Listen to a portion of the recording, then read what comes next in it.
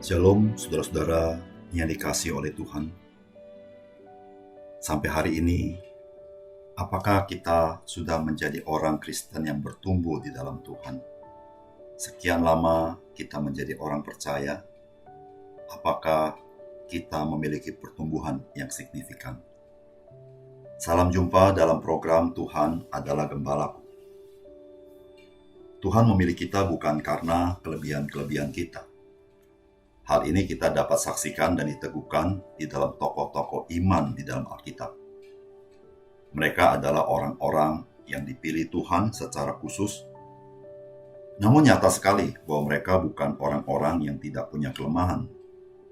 Justru mereka memiliki kelemahan yang ada kalanya kita berpikir, bagaimanakah dengan orang-orang seperti ini rencana Tuhan dapat terlaksana?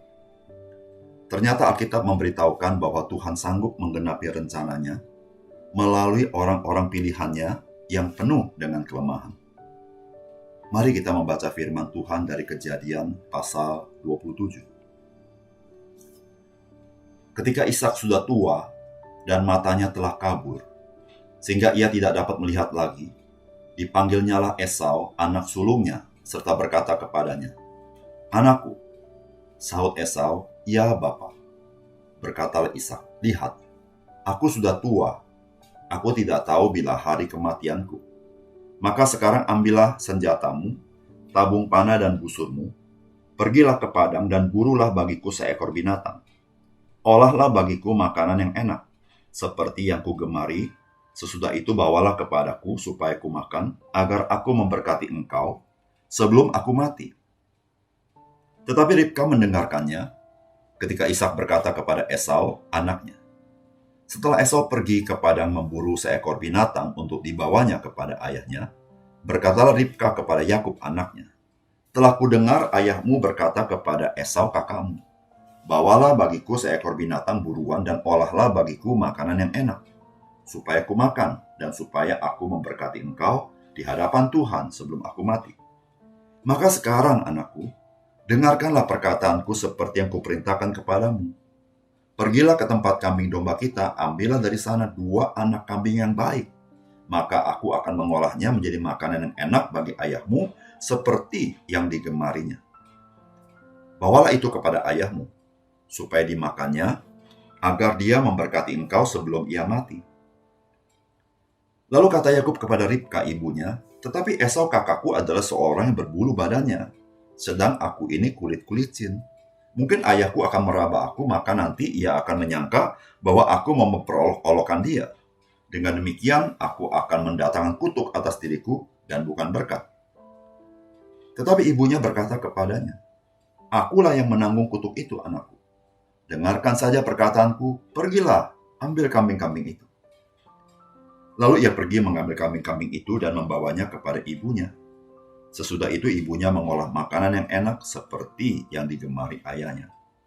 Kemudian Ribka mengambil pakaian yang indah kepunyaan Esau, anak sulungnya, pakaian yang disimpannya di rumah, lalu disuruhnyalah dikenakan oleh Yakub anak bungsunya. Dan kulit anak kambing itu dipalutkannya pada kedua tangan Yakub dan pada lehernya yang licin itu.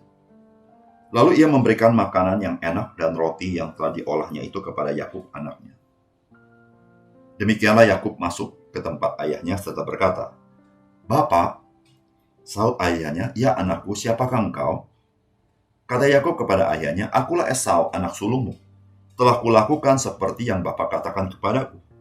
Bangunlah, duduklah, dan makanlah daging buruan masakanku ini, agar Bapa memberkati aku." Lalu Ishak berkata kepada anaknya itu, "Lekas juga engkau mendapatnya, anakku." Jawabnya, "Karena Tuhan Allahmu membuat aku mencapai tujuanku." Lalu kata Ishak kepada Yakub, "Datanglah mendekat, anakku, supaya aku meraba engkau. Apakah engkau ini anakku Esau atau bukan?"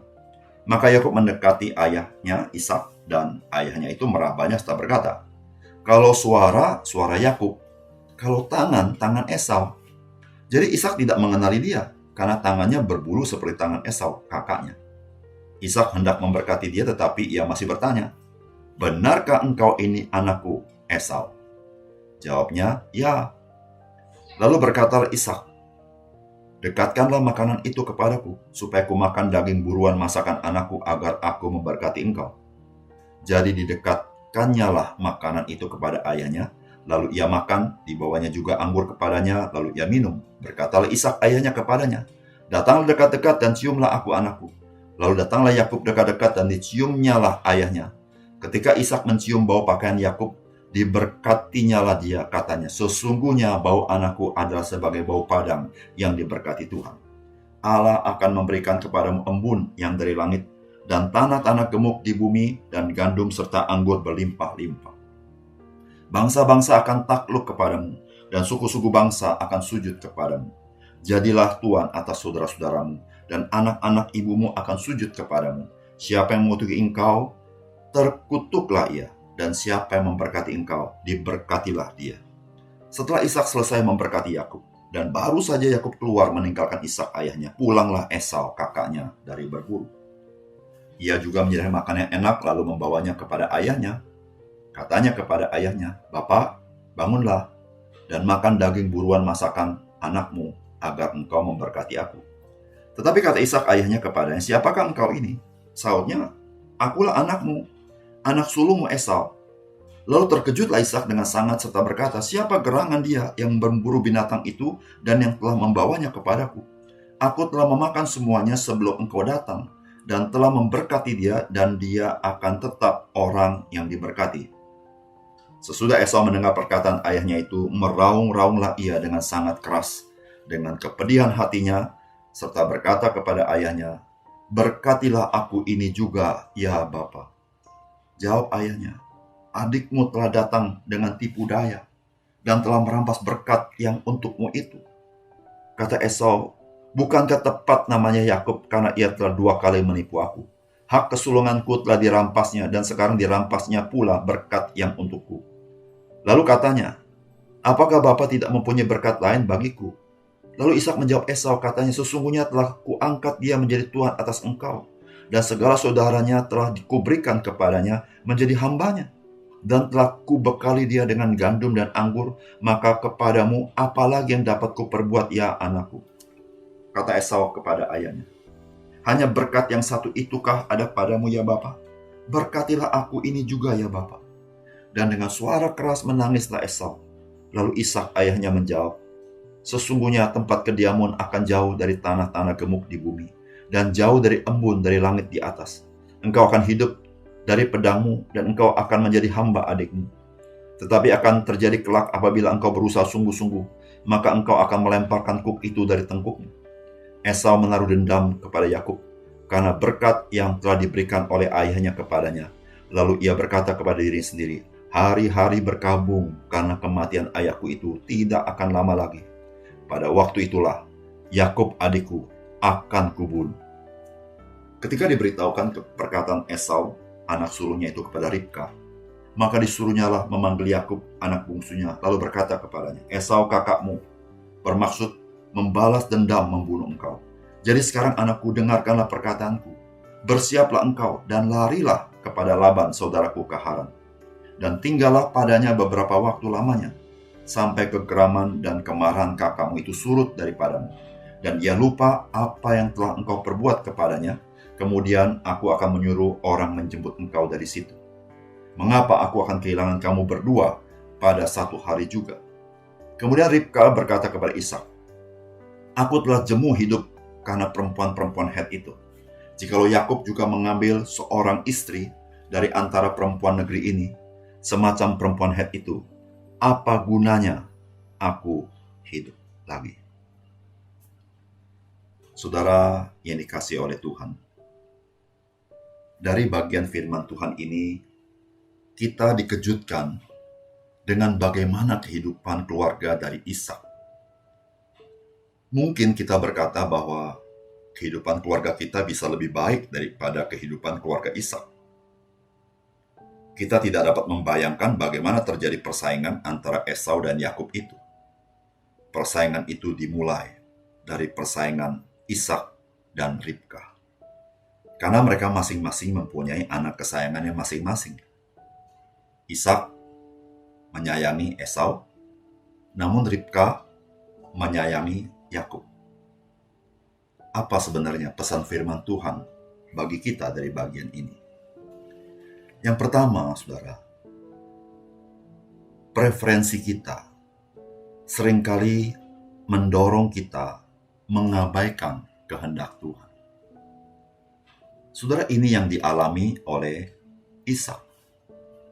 Ishak tahu bahwa perjanjian Tuhan kepada Abraham, kepada Ishak akan dilanjutkan oleh Yakub, anak bungsunya, bukan kepada Esau.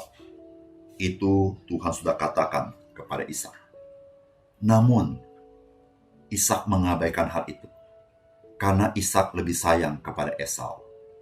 Sehingga Ishak akan memberkati Esau sebagai orang yang menerima perjanjian daripada Tuhan.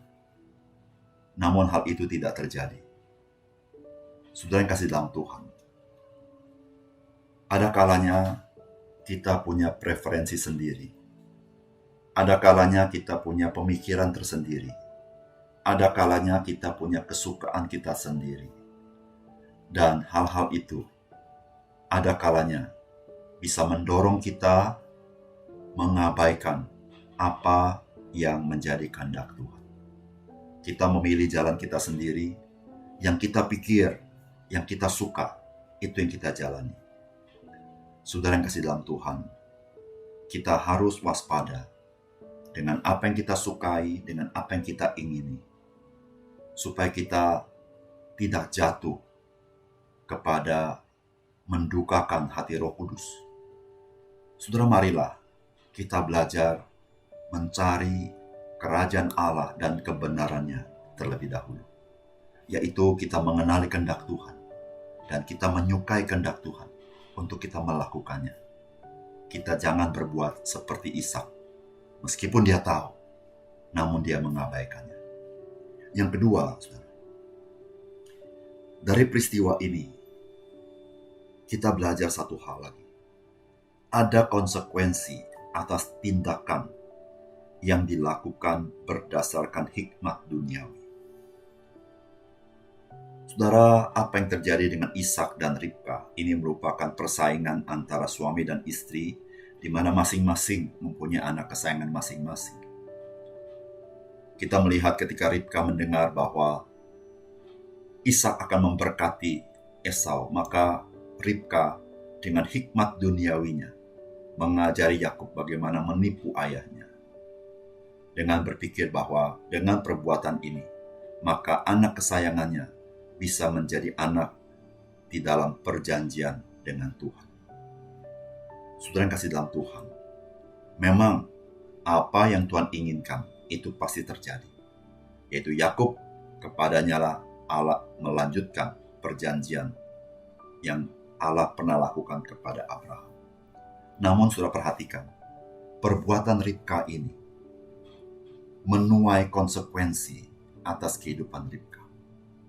Karena Ribka berbuat ini, maka hubungan yang buruk terjadi antara Esau dan Yakub. Dan Ribka, dia harus kehilangan kedua anak ini. Karena kedua anak ini pergi dari rumahnya. Saudara, tidak mudah bagi seorang ibu mempunyai dua anak laki-laki, dan kedua anaknya ini pergi dengan dendam satu sama lain.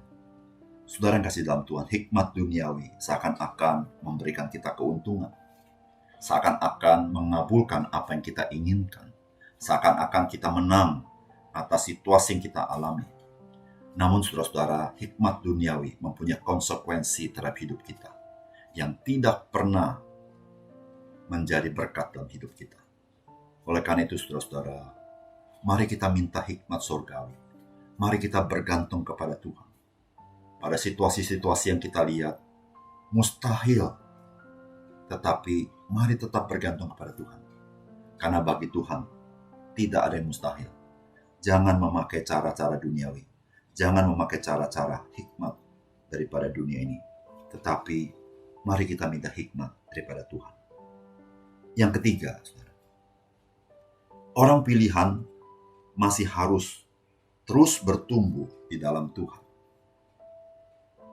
Ishak merupakan orang pilihan Tuhan. termasuk Ribka. Demikian juga dengan Yakub, orang yang dipilih oleh Tuhan. Namun kalau saudara perhatikan kehidupan orang-orang pilihan Tuhan, mereka bukannya orang tanpa kelemahan. Memang Tuhan memilih mereka bukan karena mereka sempurna, tetapi Tuhan memilih mereka karena anugerah Tuhan, kasih karunia Tuhan, dengan satu misi, supaya melalui mereka, keturunan mereka memberkati banyak orang lain. Dan dalam kelemahan-kelemahan itu, sebagai orang-orang yang dipilih oleh Tuhan, maka mereka harus tetap bertumbuh di dalam Tuhan, semakin mengenal Tuhan, bertumbuh dalam karakter, melalui pengalaman-pengalaman hidup, sehingga iman mereka juga bertumbuh semakin percaya kepada Tuhan. Demikian juga dengan kita orang-orang percaya. Kita sebagai orang percaya, kita tidak boleh lupa bahwa Tuhanlah yang memilih kita, bukan kita yang memilih Tuhan. Namun sebagai orang-orang yang sudah dipilih Tuhan, kita tidak boleh berhenti puas dengan hal itu. Namun Tuhan ingin saudara dan saya terus bertumbuh melalui pengalaman hidup bersama dengan Tuhan, melalui firman Tuhan, melalui ibadah, berjalan bersama Tuhan, sehingga semakin hari kita boleh menampakkan kebaikan dan kemuliaan Tuhan untuk menjadi saksi di tengah-tengah dunia ini dan menjadi berkat di tengah-tengah kehidupan kita. Mari saudara, kita bertumbuh selalu di dalam Tuhan. Mari kita berdoa. Bapa surga, terima kasih untuk kebenaran firman. Tuhan tolong kami supaya kami peka atas apa yang kami sukai, atas apa yang kami inginkan, dan atas apa yang menjadi preferensi kami. Karena kalau kami tidak waspada, kami bisa jatuh seperti Ishak. Kami melupakan kehendak Tuhan, kami berjalan sendiri, dan menggunakan hikmat-hikmat duniawi untuk menggenapi keinginan kami. Tuhan bantu kami supaya kami tetap bertumbuh di dalam Engkau. Ada hal-hal yang manusia lama kami tinggalkan, tapi kami mengenakan manusia baru di dalam Kristus. Sehingga Tuhan semakin hari, kami semakin dipakai Tuhan menjadi saksi Tuhan yang hidup di tengah-tengah dunia ini. Terima kasih Tuhan untuk firman. Dalam nama Tuhan Yesus, kami berdoa. Amin.